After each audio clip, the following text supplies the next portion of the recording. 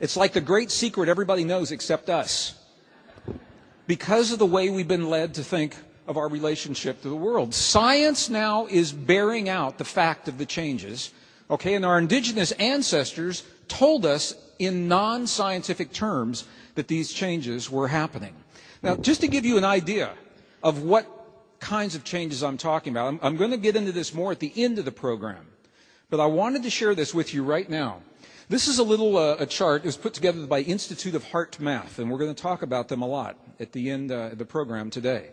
What you're seeing on the bottom graph at the top, the bottom, the red line, this is the rise and fall, the ebb and flow of solar cycles, sunspot cycles, from the year 1750 all the way to the year 1920. And all I want you to see from this is, can you see a rhythm? Yes, no. Can you see a rhythm here?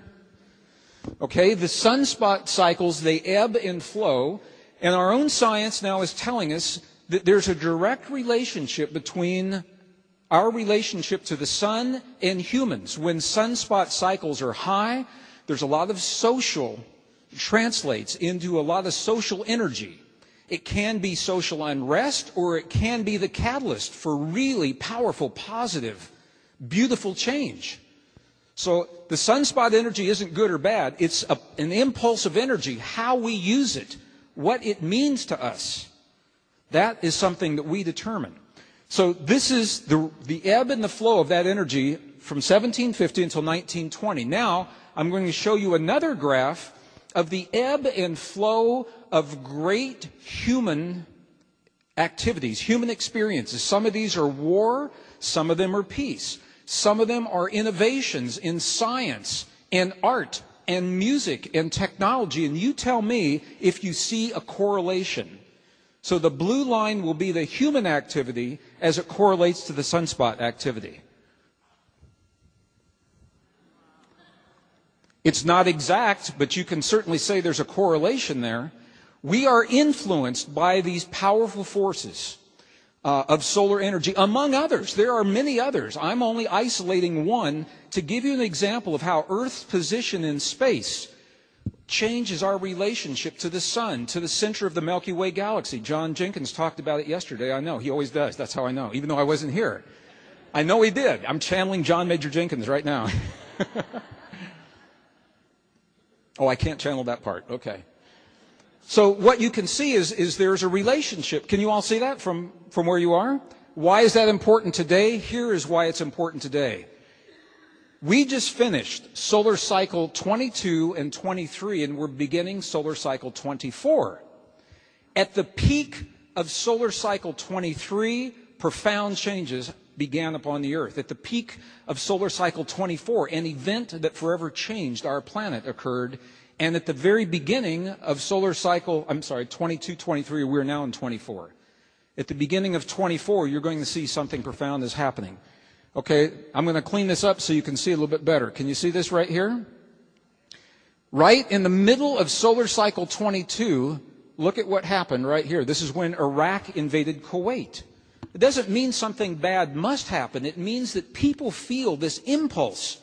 A lot of it can translate to social unrest, or it can translate into powerful social change and peace. It can. Right in the middle of solar cycle 23, look what happened. 9/11. Right in the middle.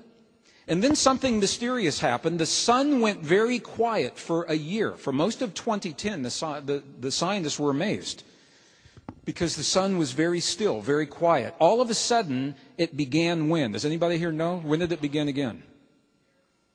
January of 2011. What happened in January of 2011? I heard it over here.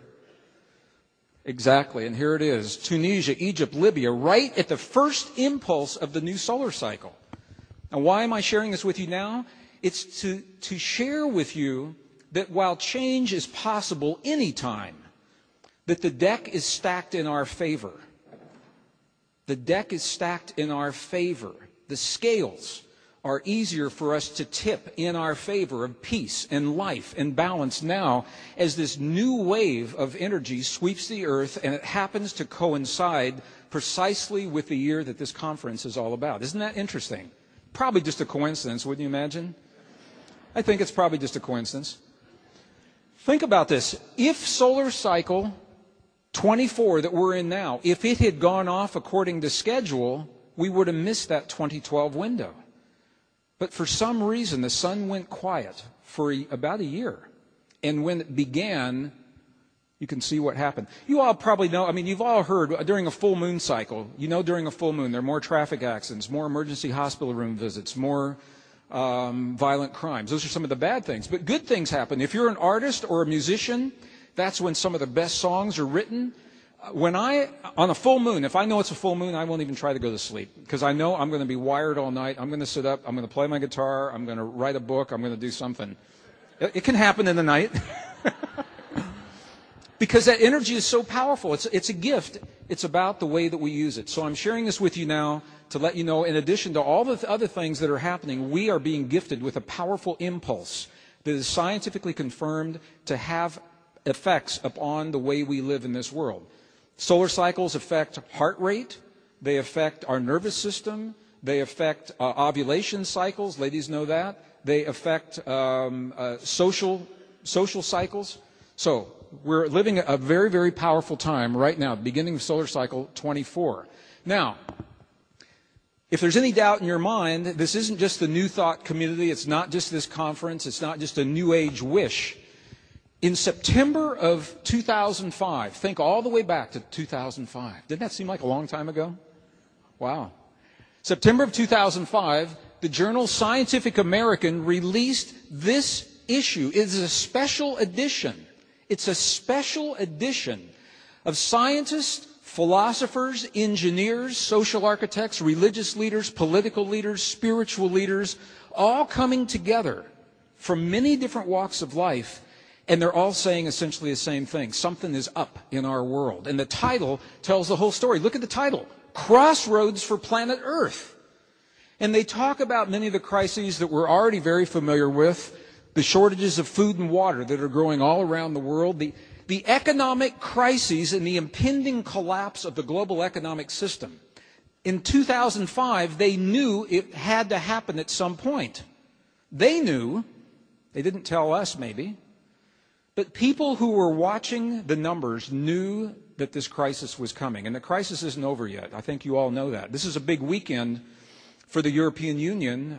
Germany and France are in meetings, and they're going to make announcements today, if they haven't already, about where to go, and it's going to affect markets all over the world tomorrow. So they knew that this was coming. The danger of global war and multiple war fronts happening simultaneously. Unsustainable population. Ty just told me, is it Monday our 7 billionth person will be born? Oh, a week from Monday. Our 7 billionth brother and or sister will be born onto this planet. Can you imagine that? Now, as a musician, I'll tell you what I like. You've all heard the songs about the seventh son of a seventh son. So there's got to be a song about the 7 billionth son of a 7 billionth son, or I don't know. My mind's working on it. It's on the back.